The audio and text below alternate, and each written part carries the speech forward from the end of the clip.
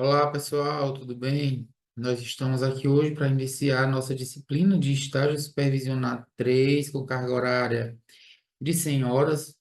Vocês estão agora no sétimo período.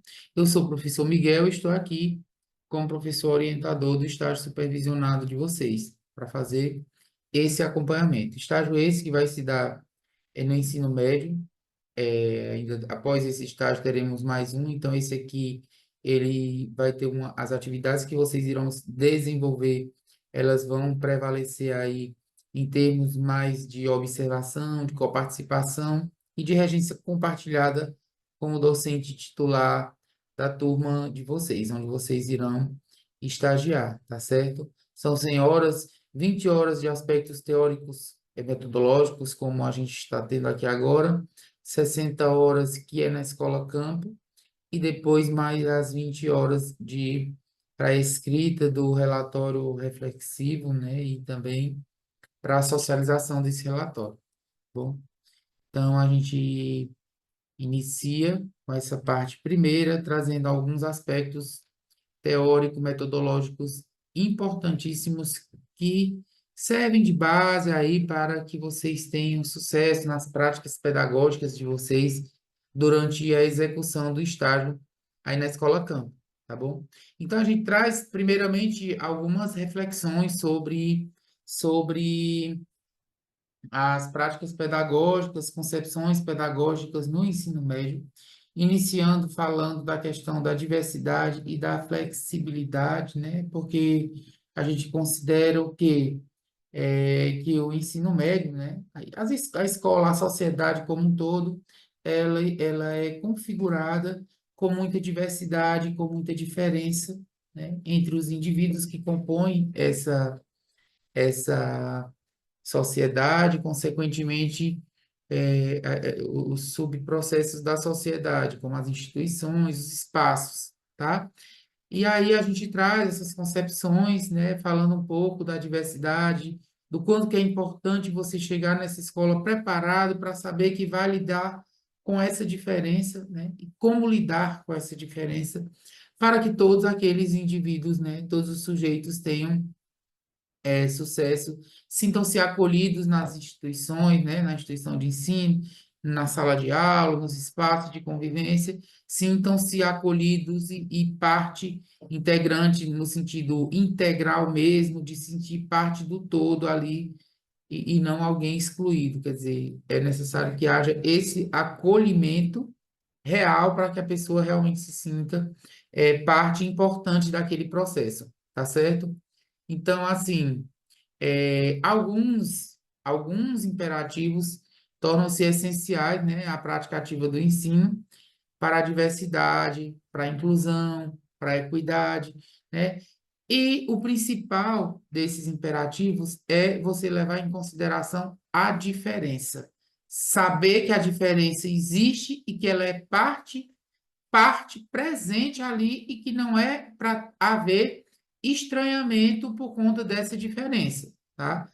Há que se haver uma introjeção, um entendimento de que a diferença é normal, faz parte desse processo e está tudo certo, tá? Então, um dos principais imperativos é a diferença.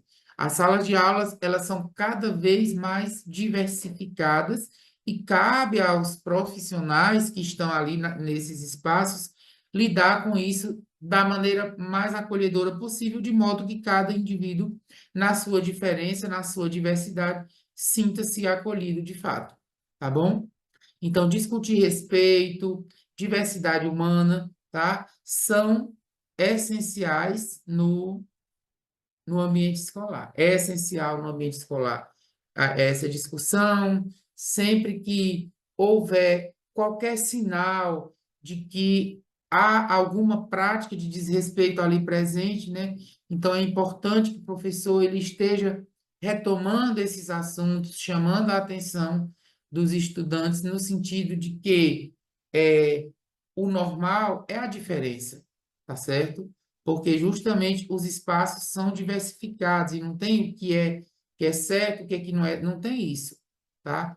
Cada indivíduo tem que ser respeitado na sua individualidade propriamente, tá? Então, de fato, essa discussão sobre respeito, diversidade humana, ela faz com que as pessoas elas enriqueçam suas habilidades naturalmente, né? O pensamento, a habilidade de pensamento crítico, de criatividade, né? Quando envolve o quê? O debate da inclusão. Então, o enriquecimento das habilidades, de, a questão com o pensamento crítico, essas discussões elas vão trazer esse enriquecimento e, consequentemente, né, um pensamento de uma educação mais sistêmicas, com resultado, uma educação mais sistêmica, com resultados mais holísticos, que abrange as diversas dimensões do ser humano, e não a questão conteudista apenas. É preciso, para se pensar numa formação de um cidadão, né, capaz de exercer seus direitos e deveres de formativa participativa numa sociedade que é carente disso, né? Que a cada dia precisa mais de pessoas com posicionamentos críticos acerca de tudo, mas principalmente na questão mesmo da diversidade, tá? É essencial, tá bom? Então, partindo desse princípio, a gente segue com alguns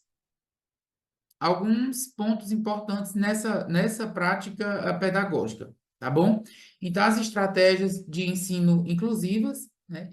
Porque, como eu disse, o professor, ele precisa estar retomando essa discussão, essas pautas, independente de estar acontecendo algum sinal mesmo, como eu mencionei, de uma prática exclusiva, né? Excludente, mas em geral, né? E principalmente quando há esses sinais, tá bom? Então, as estratégias de ensino inclusivas, tá? Elas têm como objetivo o quê? Garantir que todos os alunos, que todos os estudantes, eles sintam-se apoiados, né? Para que aprendam e explorem novas ideias livremente, né? Afinal, desde os conceitos primeiro, lá da Constituição, educação, direito de todos, dever do Estado e da família. Então, quando a gente diz assim, a Carta Magna traz que a educação é direito de todos. Bom, se é direito de todos, é uma educação completa. E se há a questão, se há alguma diferença que há necessidade de uma inclusão, então, essa inclusão ela precisa acontecer, porque senão o direito à educação não está sendo para todos e para todas, né? Porque alguma diferença está me limitando, está me deixando ficar ali de lado sem ter o acesso que os outros todos estão tendo, tá certo? Então, seja no sentido de precisar de algo físico que seja necessário para que o estudante possa ter acesso a, aos conteúdos, à aquisição das habilidades, a todo esse processo, ou sejam com ações que mitiguem toda essa parte de comentários, né, atitudes que geram essa exclusão, e isso tudo é preciso que a escola tenha condições de contemplar isso. Que ela não tem ainda 100% que a legislação garante, mas que ela esteja sempre em busca, né, da concretização dessa inclusão. Então, como eu disse, né, para essas estratégias de ensino inclusivas, elas têm o objetivo de garantir que todos os alunos se sintam apoiados, né, e que para que eles possam aprender e explorar as novas ideias de forma livre, também que se sintam seguros para expressar suas opiniões de maneira civilizada e respeitados, né, como indivíduos, como membros de uma sociedade. E em uma sala ou num espaço em que essas diferenças geram, né, atitudes de desrespeito, não estaria sendo garantido, né, esse direito de expressão de todas e de todos, tá bom?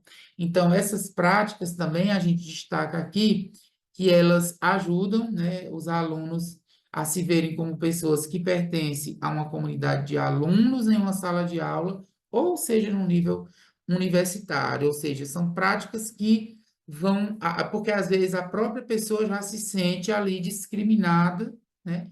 E aí chegam essas práticas e traz uma elevação ali do sentido, do sentimento de pertencimento, de fato, àquele espaço, né? E assim, promovendo aí a capacidade, né? A valorização desse indivíduo em suas individualidades, em suas capacidades, na expressão do pensamento livre, tá certo? Então, estratégias para a implementação de ações no contexto escolar com respeito, né, às diferenças e singularidades dos sujeitos, elas são urgentes, elas são emergentes e precisam acontecer diariamente.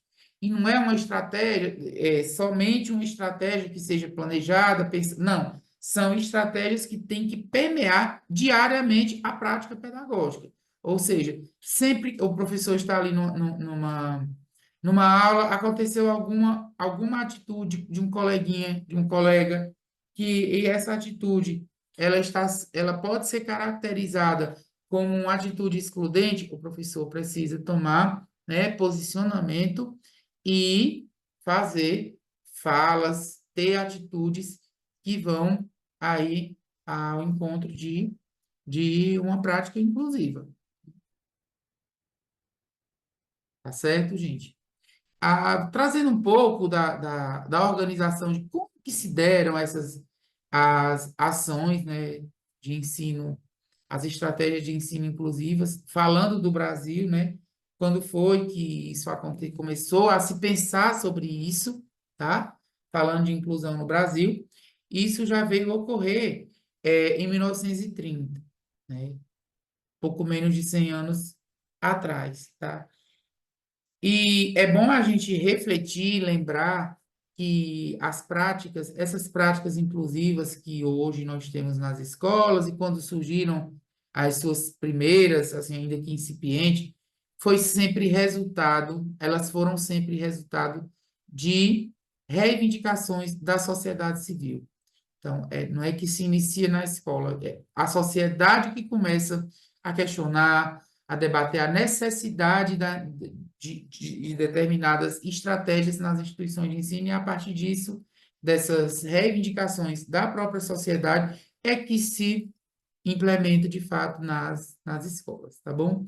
Então, essas estratégias, né, falando assim de Brasil, esse atendimento adequado com respeito à diversidade humana, né, é o que está aí presente quando a gente fala em estratégia de ensino inclusiva, né? É um atendimento adequado que respeite a diversidade humana, que possa promover ações que incluam todos e todas e os estudantes a partir de suas especificidades, a partir de suas singularidades, de suas diferenças, né, gente? Então, após a mobilização inicial, como eu disse, né, sempre acaba a implementação de práticas nas escolas, nas instituições, elas acabam partindo da sociedade, né? Então, após a mobilização inicial, falando de Brasil, né, o governo ele lançou política de inclusão educacional, tá? Formando-se a chamada escola inclusiva. Isso foi quando? Na década de 1930. É claro, gente, que as primeiras ações, primeiras políticas públicas eram incipientes, né? Porque isso tem hoje, aqui no século XXI, já 2024, né? A gente vê que ainda há muito a ser melhorado, há muito a ser debatido. Imagine, na época em que se pensou e que se implementou as primeiras ações, tá? Então, o Brasil ainda tem muito que evoluir, mas já temos diversos dispositivos legais que regulamentam, né, as estratégias inclusivas, né, as práticas pedagógicas inclusivas. Tá certo? Então, o que que a gente pode dizer sobre tudo isso, né? A gente pode afirmar o quê? Que para o sucesso, né? E a gente só vai falar em sucesso se ninguém estiver ficando fora desse processo educacional, não é isso?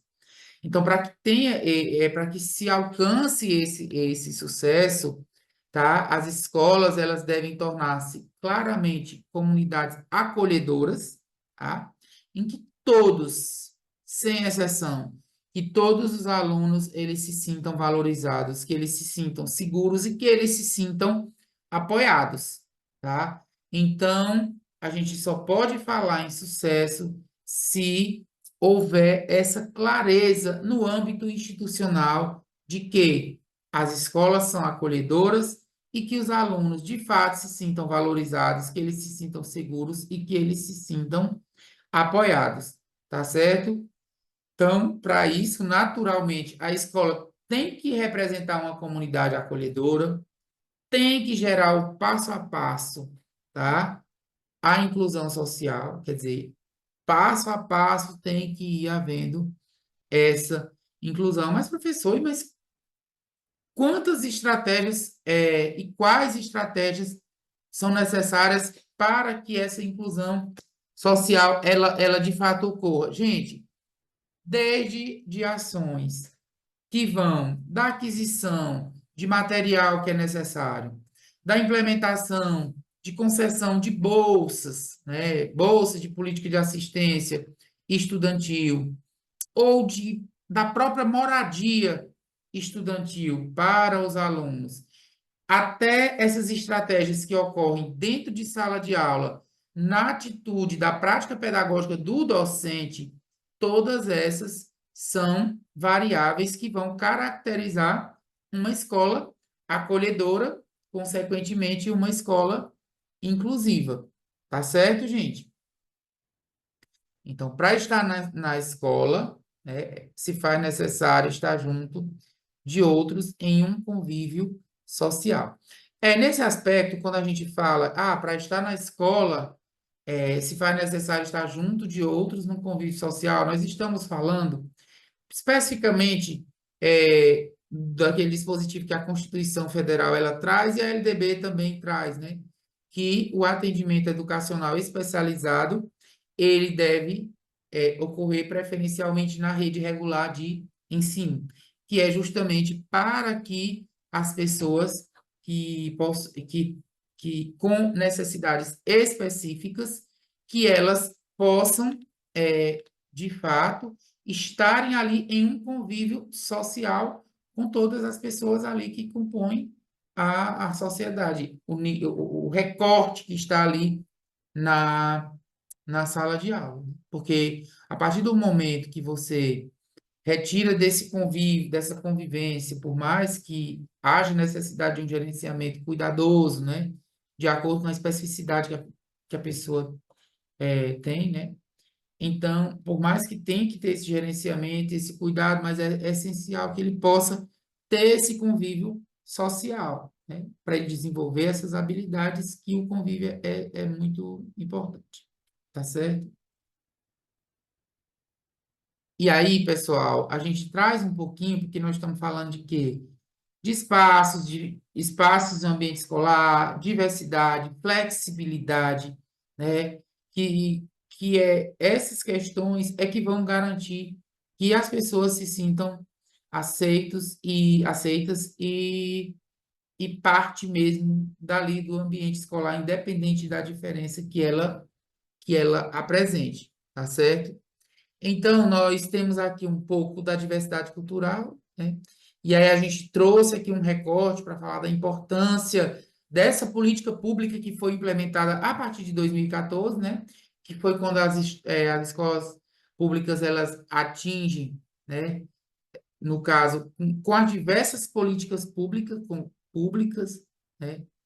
Entre política de cotas, né? A questão das bolsas de estudos direcionadas para as pessoas com em vulnerabilidade social. Recentemente, a gente teve o programa Pé de Meia, que vocês sabem que é para apoiar os estudantes que fazem parte do CAD único, né? Do cadastro único, inicialmente só para os que possuíam, que faziam parte do cadastro da Bolsa Família, e posteriormente foi expandido para todos aqueles que têm o CAD único, cuja família, né? Núcleo familiar, faz parte de um núcleo familiar que tem CAD único. Então, falando de diversidade cultural, aqui nós temos que em 2014, as escolas públicas, elas atingiram um marco, tá certo? Da maioria, né, minoritária, uma maioria pequena, com alunos índios, afro-brasileiros, tendo ultrapassado o número de alunos brancos. Então, a soma das pessoas, né, afro-brasileiros e mais os índios já ultrapassaram, né, a soma das pessoas brancas nas escolas. Vocês sabem que no passado, num passado não muito distante, a realidade era muito diferente, tá? Então, e a previsão, né, o censo prevê que em 2044, né, é que mais da metade da população do país será parda ou negra, tá certo? Então, na sociedade cada vez mais diversificada, multicultural, é importante o quê? Que os professores, que eles incorporem uma instrução culturalmente responsiva, né, na prática. Quer dizer, a diversidade não se relaciona apenas com raça e etnia propriamente, tá? Não é somente. Pode incluir alunos de diferentes religiões, situação econômica, orientação sexual, identidade de gênero e formação linguística. Ou seja, a diversidade, ela inclui tanto toda essa questão que envolve a raça e a etnia, mas também diversas outras variáveis que se diferenciam os indivíduos aí na sociedade, como eu mencionei, religião, situação econômica, né, orientação sexual, identidade de gênero, formação linguística e etc. Ou seja, há uma diversidade muito grande presente na sociedade. E por isso a necessidade de se estar trabalhando com a perspectiva inclusiva, tá? De mitigar, de erradicar qualquer prática que venha a ser excludente por conta da diferença que alguém apresente, porque afinal a sociedade ela é composta de indivíduos diferentes, tá certo? Aí por fim, para finalizar essa parte, nossa primeira semana, tá, gente? A gente traz aqui claramente a Constituição Federal, o que que a Constituição já preconiza desde quando, há mais de 30 anos, né? Que ela diz o quê? Que a, a educação, direito de todos e dever do Estado e da família, tá certo? Será promovida e incentivada com a colaboração da sociedade, visando o que é o pleno desenvolvimento da pessoa, seu preparo para o exercício da cidadania e sua qualificação para o trabalho. Desse artigo 5º da Constituição Federal, que é o primeiro artigo que fala da educação, a gente destaca o principal ponto, que é educação, direito de todos, dever do Estado e da família. É o que, gente? Se é direito de todos, ninguém pode ficar de fora, tá certo? Não pode haver nenhum negligenciamento que faça com que algum indivíduo, que algum sujeito deixe de ter acesso à educação. E quando eu falo acesso, não é só chegar à escola, não é se matricular. Tem a questão da permanência com êxito, que é o quê? Justamente que a escola tenha políticas e práticas inclusivas, tá? Ampliação de direitos fundamentais da população, diversificação da oferta de cursos, ocorreu sim, vem ocorrendo e é fundamental que se continue a ocorrer, e a ampliação da fronteira da educação tradicional, ou seja, tudo isso são exemplos de práticas, de ações, né, que culminam aí com o artigo 5º da Constituição. Para essa primeira semana, o que que vocês precisam fazer? Naturalmente, assistir a videoaula, fazer a leitura das referências disponibilizadas para vocês, participar do fórum de apresentação, que é o primeiro fórum, é onde você vai estar falando lá a importância, as perspectivas para o estágio 3, que é no ensino médio, tendo em vista a experiência que você já teve no 1 e no 2, tá? E aí tem uma atividade de múltipla escolha, que vocês irão responder, que tem como fundamento essa nossa aula e o material disponibilizado.